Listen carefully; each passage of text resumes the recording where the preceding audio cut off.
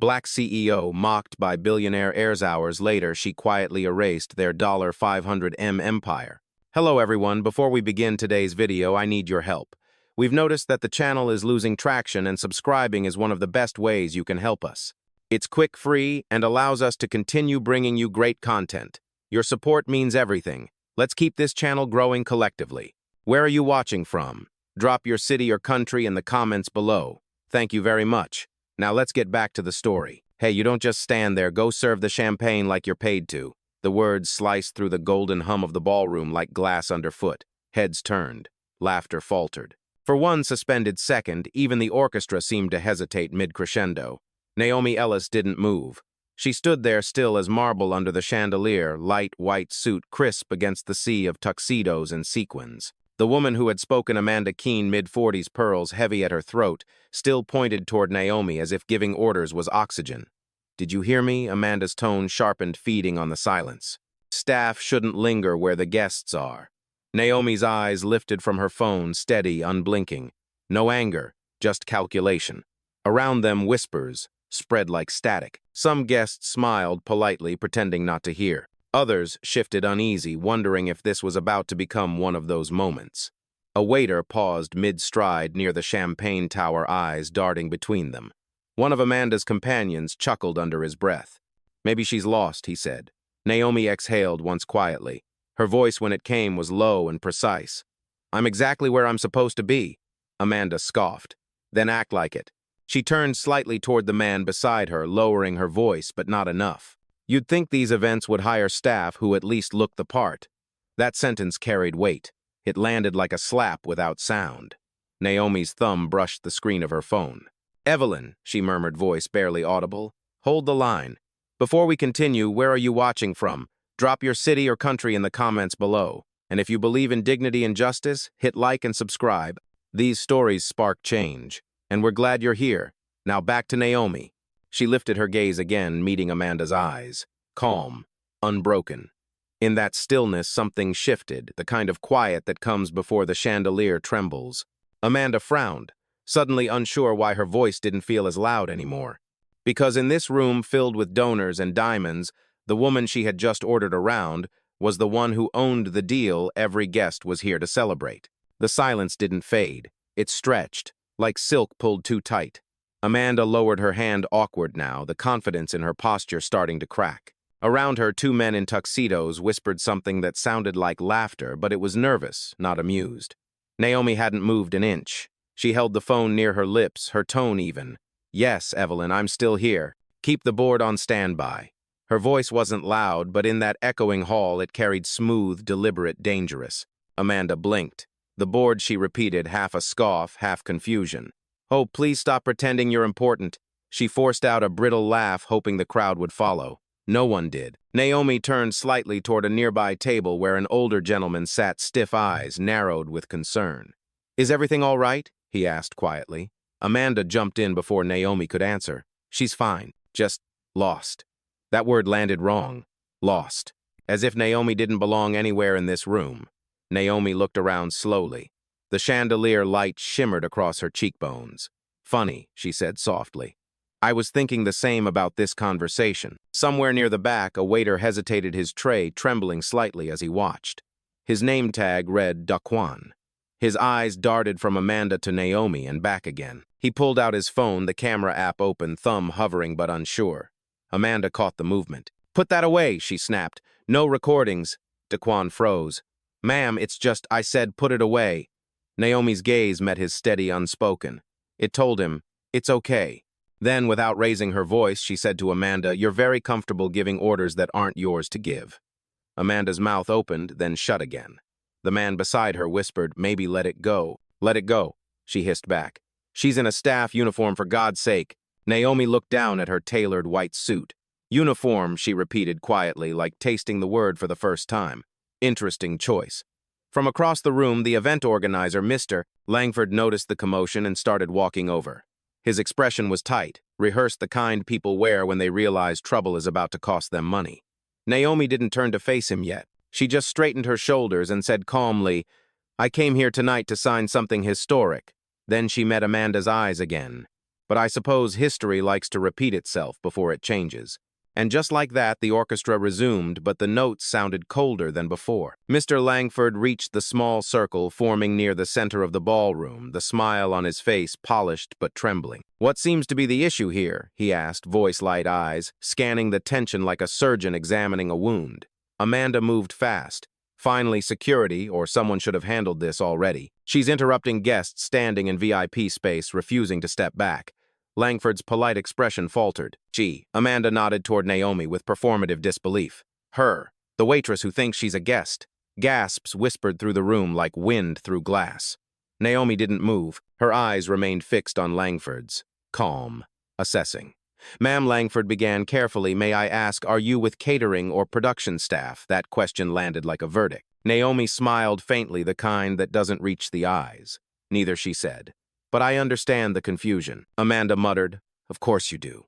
Naomi tilted her head. "Because women like me are always the confusion, aren't we?" For a second, no one breathed. Langford looked uncomfortable now, adjusting his cufflinks as if that might reset the evening. "Let's not make this bigger than it needs to be." Amanda laughed, a sound sharp enough to cut. "Too late. It's already a scene. Maybe next time you'll dress appropriately if you don't want to be mistaken for staff." That was the sentence that made Daquan finally hit record. His phone rose quietly, camera red light blinking. Another guest near the bar murmured, "This doesn't look good." Naomi turned slightly toward him. "You don't need to film," she said softly. "Just remember." The words hung in the air, heavy, intentional. Langford cleared his throat. "All right, everyone, let's return to our seats." Amanda shook her head, refusing to release control.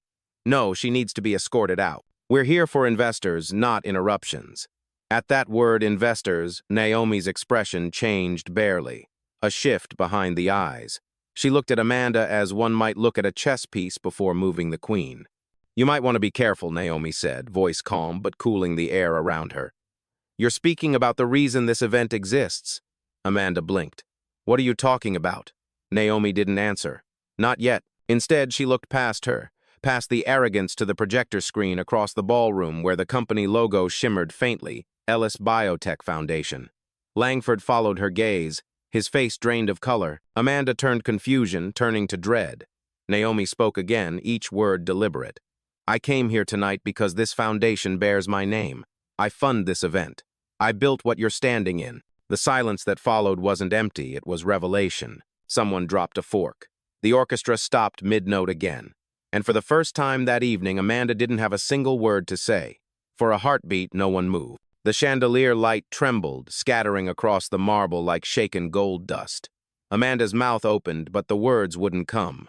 Langford looked as if he'd swallowed glass. Naomi didn't raise her voice. She didn't need to. "I'm Dr. Naomi Ellis," she said, tone clean, surgical.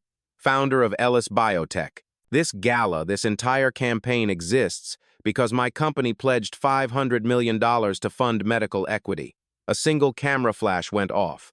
Then another. The ripple of phones lifting was almost cinematic. Dozens of guests, realizing they were witnessing something they'd be reposting before midnight. Amanda laughed weakly, trying to recover ground. "That's impossible." "You," Naomi cut her off with a small tilt of her head. "Yes, me." Langford stepped forward quickly, voice shaking. "Dr. Ellis the first. This must be a misunderstanding." "We had no idea." Naomi looked at him. Just one glance. It was enough to silence the apology. Across the room, Daquan lowered his phone, whispering, "Lord, have mercy." Naomi exhaled slowly, then set her clutch on the nearest table. "What you witnessed tonight," she said, addressing no one and everyone, "isn't an isolated incident. It's a pattern, one that keeps repeating in boardrooms and airports and galas just like this." Her words weren't a speech, they were testimony. Calm, grounded, true. Amanda found her voice again, brittle but loud. "You set me up. You could have said who you were from the start." Naomi turned toward her. "Why should I have to?" The question hit harder than any shout. Guests began to murmur, some embarrassed, some angry, some ashamed. Langford reached for his glass of wine just to have something to hold.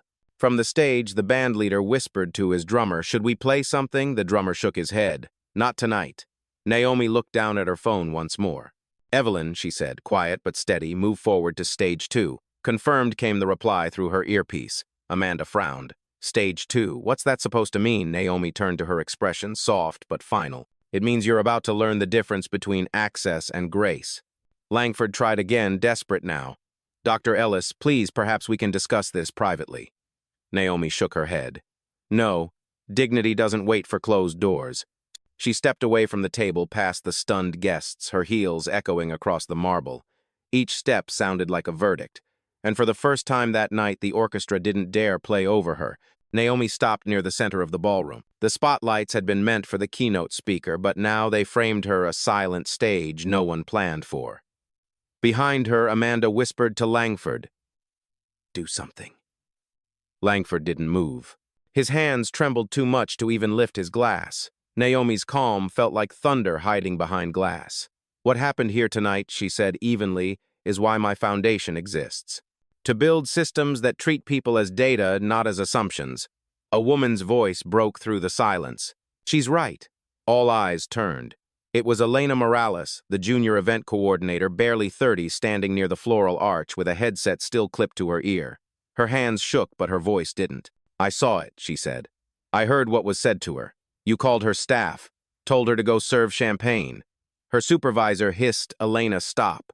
She didn't. "No, I'm tired of stopping." The crowd shifted, whispering. Daquan, still near the bar, lowered his tray and added, "She's telling the truth. I was here the whole time." Amanda's face hardened. "Oh, now the staff wants to play hero." Elena's chin lifted. "No, I just don't want to be silent when it matters." Naomi turned slightly toward her, the faintest nod of respect. "Thank you," she said simply. That acknowledgement landed like light in a dark room. Someone started clapping, 1, 2, then 5 people. The sound spread unevenly but sincere. Amanda froze, eyes darting around, realizing the room she once commanded had turned against her. Langford raised his palms weakly. "Everyone, please, let's stay composed." Naomi's gaze locked on him. "Composure isn't silence," she said. "It's clarity." Her phone vibrated. Evelyn's voice came through calm and precise. "Board is online. They're requesting confirmation to pause the partnership." Naomi answered without hesitation. "Confirmed. Effective immediately." A collective inhale filled the room. Amanda's face went pale. "You can't just cancel a $500 million pledge because of," Naomi interrupted softly, "because of conduct that reveals character." "Oh, I can. And I will." Her tone wasn't cruel. It was final. The same tone that closed mergers, signed lives into opportunity, and ended careers built on entitlement. From the back, Daquan whispered, almost reverent, "She really did it." Elena looked down, smiling faintly. "No," she said. "She's just getting started." And as Naomi turned toward the exit, the ballroom didn't breathe. They just watched the woman they'd mistaken for a waitress walk past the gold-lit doors, owning every step, every silence, every truth they'd just witnessed. Naomi didn't rush. She never did. Each step echoed like a metronome of control, measured, deliberate, absolute. Behind her, Amanda's panic finally surfaced. "You can't walk out like that," she shouted. "Do you know what this will do to the foundation?" Naomi stopped near the entrance, half-turned, her silhouette framed by the chandelier's fractured light. "I know exactly what it will do," she said. "It will expose what happens when power forgets its manners." Langford hurried after her, voice pleading. "Dr. Ellis, please reconsider. These donors, these guests, they didn't mean." Naomi's eyes cut through his apology like a scalpel. "Intent doesn't erase impact, Mr. Langford. You hosted an event celebrating inclusion, and within 10 minutes reminded the world how exclusion sounds." The whisper of cameras recording filled the air again. This time, Naomi didn't stop them. Amanda pushed past Langford's cheeks, flushed with anger. "You can't humiliate me like this in public." Naomi's tone remained calm, steady, lethal. "You did that yourself when you assumed who I was." Amanda flinched as if struck. The room had divided now, half horrified, half enthralled. Even the servers lined up near the back wall stood straighter, silent witnesses to something rare, justice happening in real time. Naomi turned to Elena. "Please collect your things from the control booth," she said gently. "You won't need to work under anyone who tells you to stay quiet again. You'll report directly to my office on Monday." Elena blinked. "You mean?" Naomi smiled faintly. "I mean you're hired." Applause broke out again, louder this time. Genuine. Relieved. Amanda's voice trembled. "You think you can just waltz in here and destroy reputations?" Naomi faced her fully now. "No, Miss Keene. I rebuild reputations when they deserve it. Yours doesn't." Langford tried to salvage what was left. "Dr. Ellis, please, these people donate millions. This could ruin us." Naomi stepped closer, her expression unreadable. "If integrity ruins you, you were never whole." He swallowed hard, unable to respond. Naomi looked once more at the crowd, executives, donors, influencers, all frozen in their curated luxury. "You wanted a photo opportunity for progress," she said. "Well, here it is. A living reminder that money without respect isn't philanthropy, it's vanity." She turned to leave but paused at the threshold. "Evelyn," she said quietly into her earpiece, "proceed to public statement draft." "Already in motion," Evelyn replied. Naomi glanced back once her eyes steady on Amanda. "You mistook silence for service," she said, every syllable deliberate. "That was your last mistake." Then she walked out. And as the heavy ballroom doors closed behind her, the applause didn't stop, it grew. Slow at first, then thunderous, rolling through the chandeliers like redemption finding its voice. Outside the ballroom, the night air was sharp with rain. The city lights shimmered through the glass, awning like fractured stars. Naomi paused under it, her reflection merging with the skyline, one woman, 1,000 expectations. Inside, chaos had taken her silence's place. Langford barked orders to staff who no longer obeyed him. Guests murmured, half apologetic, half afraid of being seen on camera defending the wrong side. Amanda stood frozen near the champagne tower, her voice cracking through the noise. "She can't do this. She can't just cancel $500 million over a misunderstanding." Daquan, still recording, lowered his phone slightly and said to no one in particular it stopped being a misunderstanding the moment she told her who she was. Elena packed her headset into a tote bag, her hands shaking from adrenaline, not fear. Her supervisor whispered, "You just ruined your career." Elena straightened, meeting his eyes. "No," she said. "I just started it." The ballroom screens flickered the live feed Naomi had arranged earlier, now displayed the Ellis Biotech logo and a single sentence.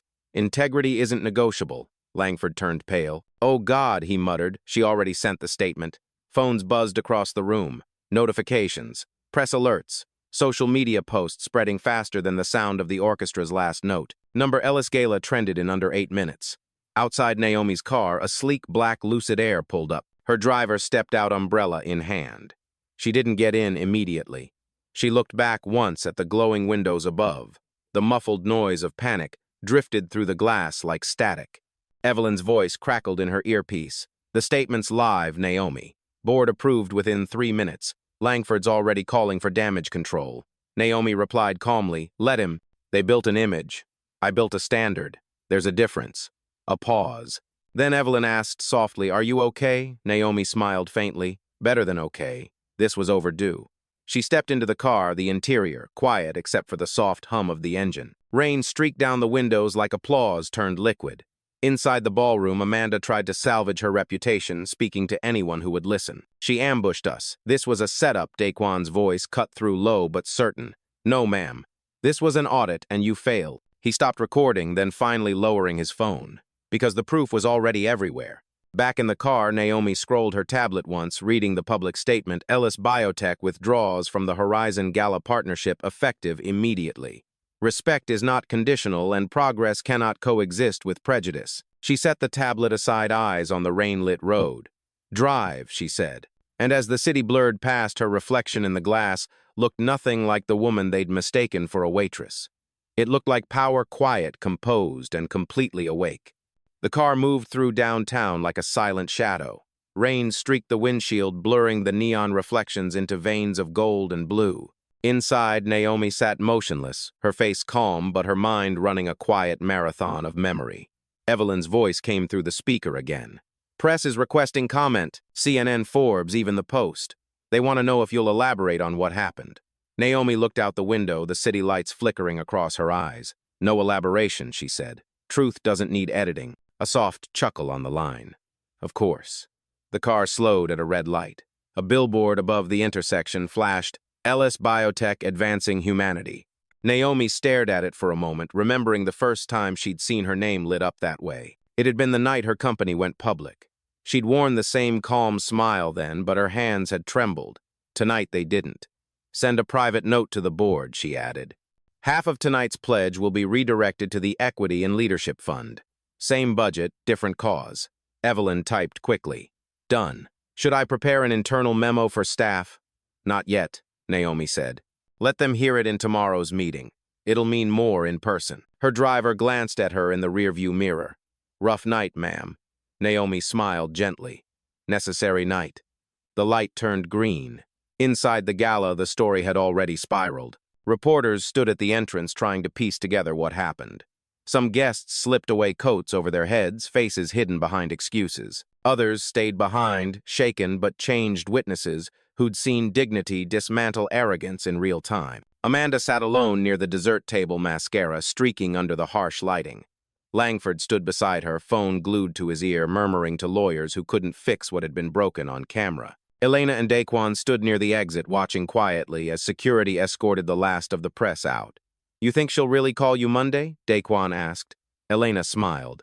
"She doesn't bluff." Back in the car, Naomi reached into her bag and took out a folded note, one she'd kept since grad school. It was from her first mentor, written on the back of a business card. "Power is quiet until it has to speak.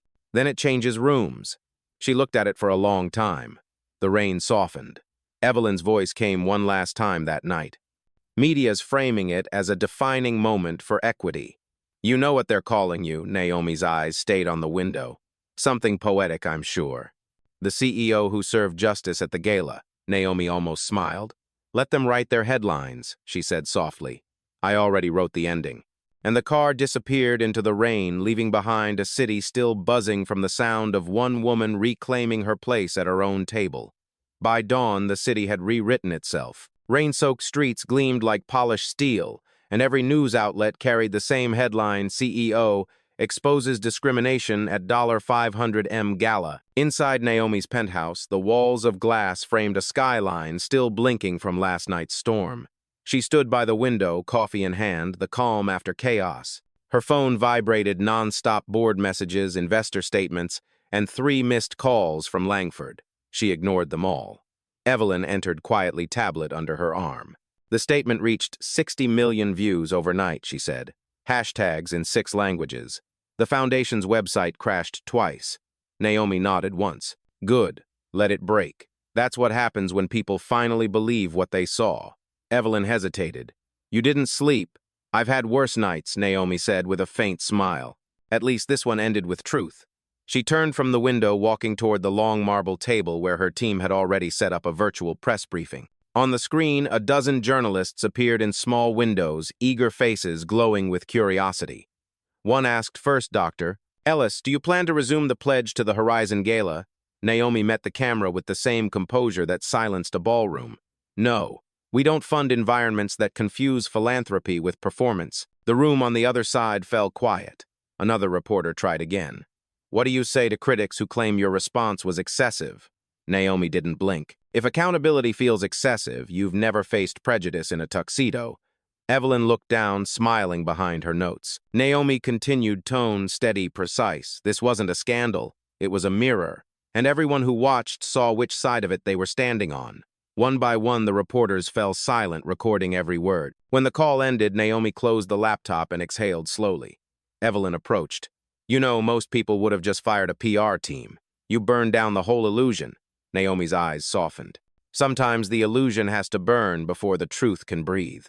Her phone buzzed again, an unknown number. She answered.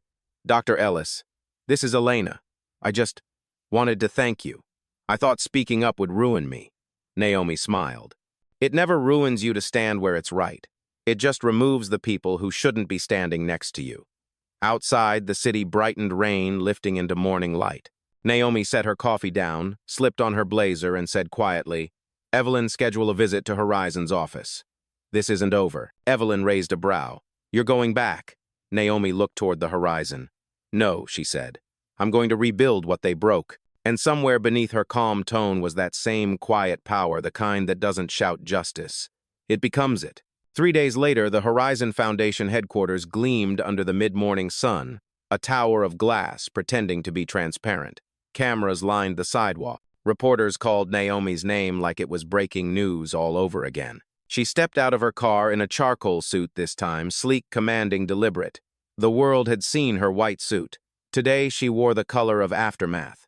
"Dr. Ellis, is it true you're assuming control of the Horizon board? Are the layoffs connected to the gala incident?" She didn't answer. Not yet.